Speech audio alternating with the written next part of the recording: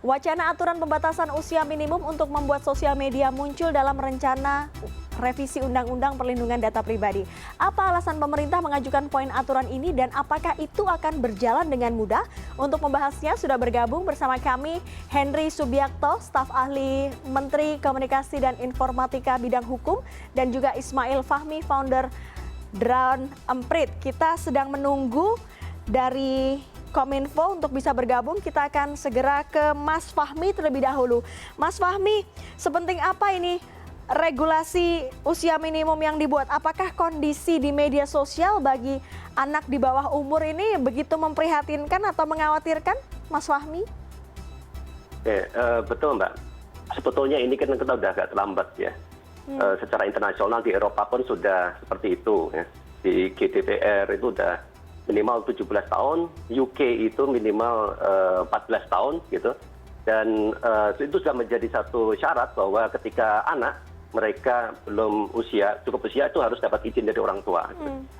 Dan apalagi di Indonesia kita belum ada aturan-aturan seperti itu. Dampaknya itu apa? Dampaknya orang itu seolah bisa bebas ya. Platform itu bisa bikin aplikasi, mereka bikin aplikasi buat anak-anak dan nggak ditanyain. Misalnya ngumpulin data dari anak-anak itu kan harus dapat izin. Kalau di Eropa harus dapat izin mereka. Kalau di Indonesia nggak dapat izin, nggak apa-apa gitu. Dan itu yang rugi siapa? Anak-anak sendiri. Karena data mereka, nama mereka, mungkin usia dan seterusnya dikumpulkan oleh platform dan itu bebas. Sekarang ini kondisinya sudah sangat saya kira prihatinkan. Tidak ada perlindungan sama sekali seolah gitu ya di anak-anak Indonesia. Siapapun bisa mengumpulkan tanpa pembelaan kalau seandainya ada masalah. Nah, dengan adanya nanti undang-undang ini saya sangat sepakat, ini harus ada sehingga siapapun ketika mereka di Indonesia membuat aplikasi, membuat game, membuat program, mereka harus mempertimbangkan ini. Misalnya ketika anak-anak mau login, mau daftar, ya, itu ada aturan yang bisa dipahami oleh anak-anak juga, gitu. Dan harus dapat izin dari orang tua. Mas Fahmi, apalagi memang sekarang kalau kita lihat di media sosial, Mbak, tidak kurang edukasi, kadang orang tua juga nggak paham. Akibatnya siapapun anak-anak itu bisa daftar dengan memanipulasi usianya dan ini bebas. Nah, tentu ini akan jadi PR ya nanti dalam implementasinya itu bagaimana caranya, bagaimana supaya memastikan. Nah, ini juga salah satu PR dari platform. Nanti mereka ketika mau pasang mereka harus memastikan gimana caranya mereka bisa dapat data yang tepat dari anak-anak itu. Baik, Mas Fahmi tadi menyebut bahwa ini sudah terlambat, sudah terhitungnya terlambat, kemudian juga nanti implementasinya bagaimana kita akan tanyakan. Apakah sudah bergabung bersama kami Pak Henry Subiakto, staf ahli Menteri Komunikasi dan Informatika bidang hukum. Halo, selamat malam Pak Henry. Selamat malam, Mbak. Pak Henry, Selamat ini Fahmi. ya.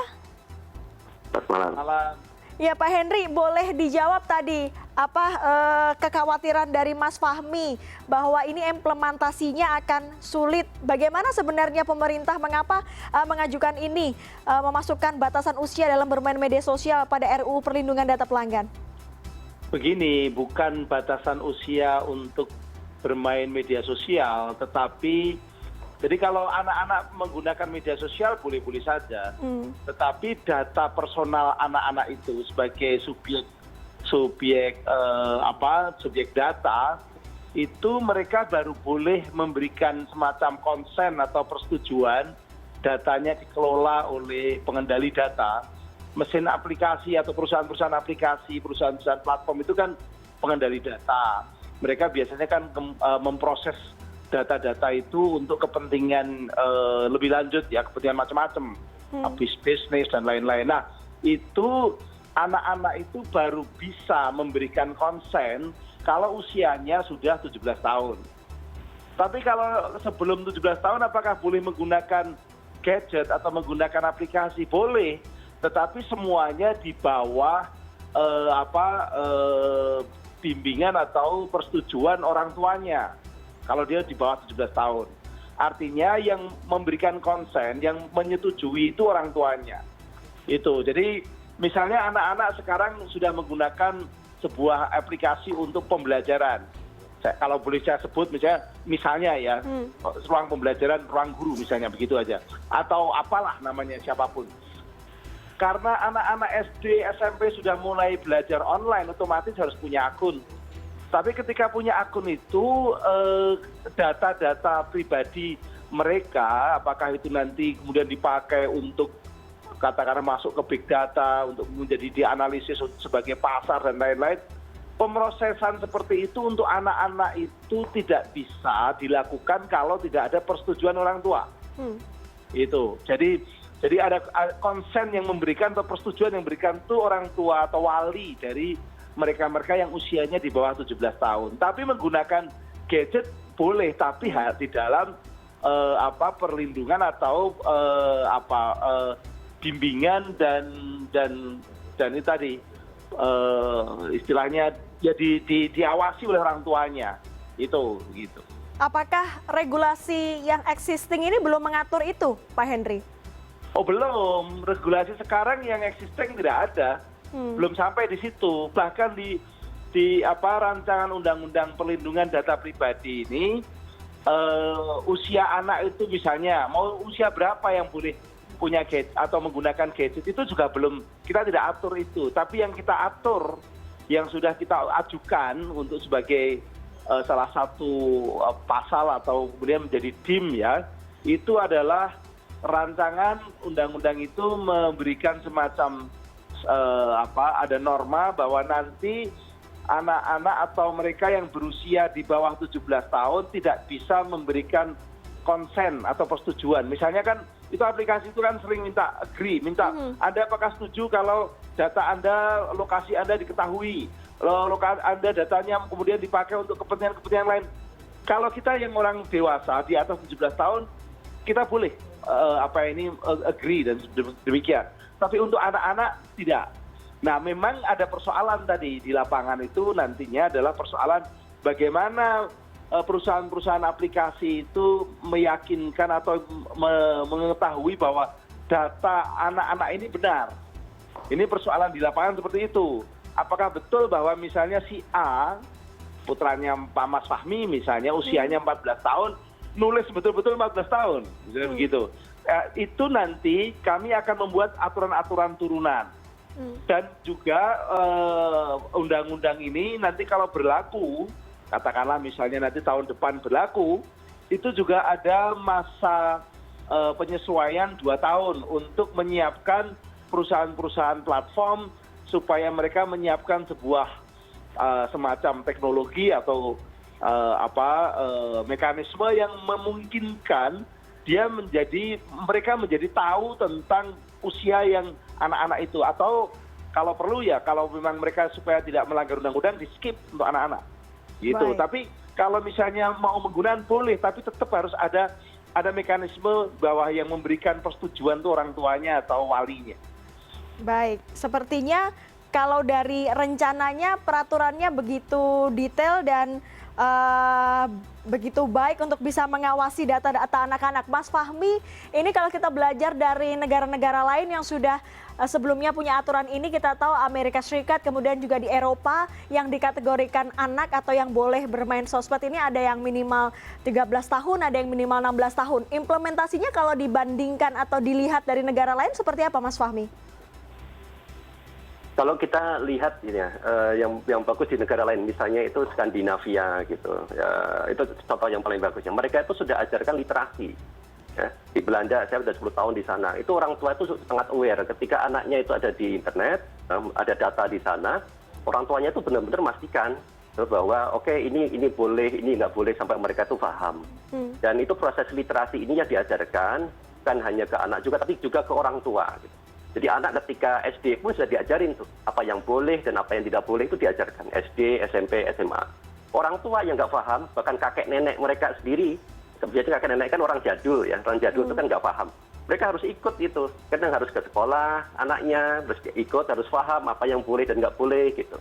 Dan terkait misalnya di Finlandia itu karena sering mendapatkan hoax ya, disinformasi, mereka diajarin bagaimana deteksi hoax ya, orang-orang tua itu. Sehingga mereka ketika orang tua, kakek, nenek, dan orang tuanya itu ngerti, itu mudah kemudian untuk mengawasi anak-anaknya.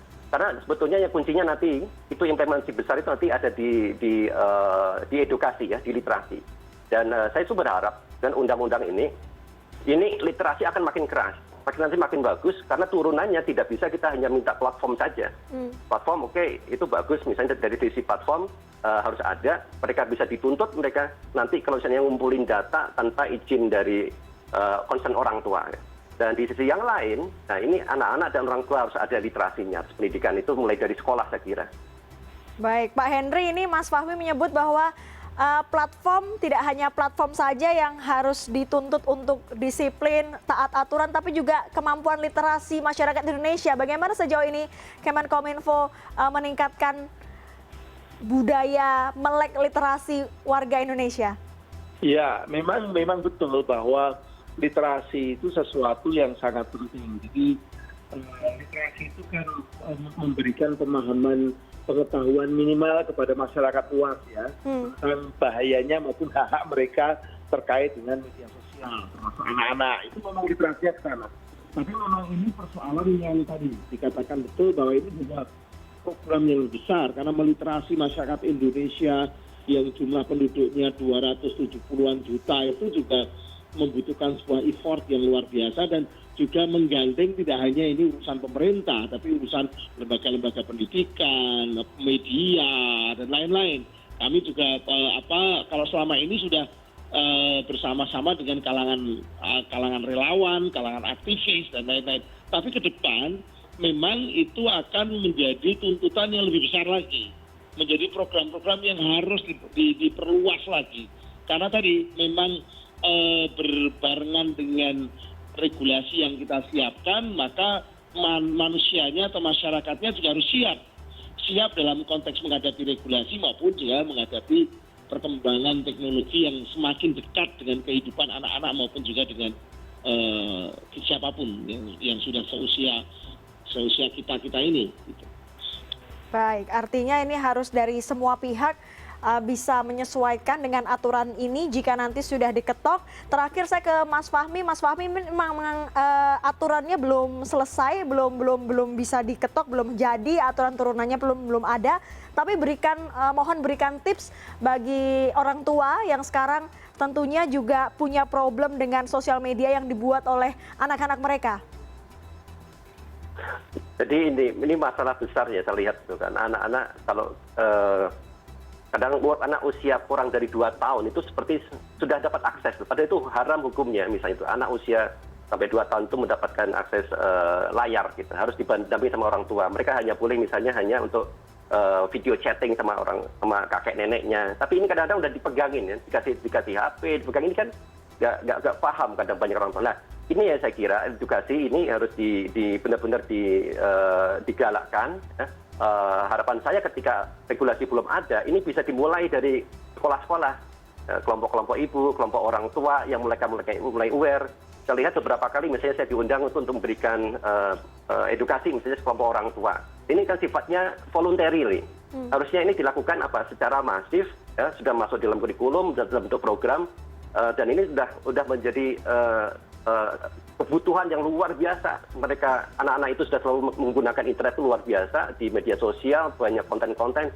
Kemarin tuh saya kerjasama sama beberapa kawan gitu ya tentang pornografi dan pedofil gitu, luar biasa, ngerikan sekali gitu, kalau kita lihat bagaimana anak-anak SD, SMP, SMA mereka sudah terjerumus di situ. Dan saya nggak lihat seperti seolah-olah itu dari sisi orang tuanya, misalnya gitu, mungkin dari institusi pendidikannya untuk anak-anak yang masuk tadi ya, itu dapat edukasi, sepertinya kurang. Nah di sini harapan saya ke depan undang-undang ini jalan, edukasi juga jalan, sementara belum ada kelompok-kelompok masyarakat, cobalah kita buat itu edukasi yang bagus untuk kelompok masing-masing di situ seluas-luasnya. Baik, terima kasih perbincangannya malam hari ini. Ada Mas Isfail Fahmi, founder Drone Emprit, kemudian ada Pak Henry Subiakto, staf ahli Menteri Komunikasi dan Informatika bidang hukum, sudah bergabung bersama kami pada malam hari ini.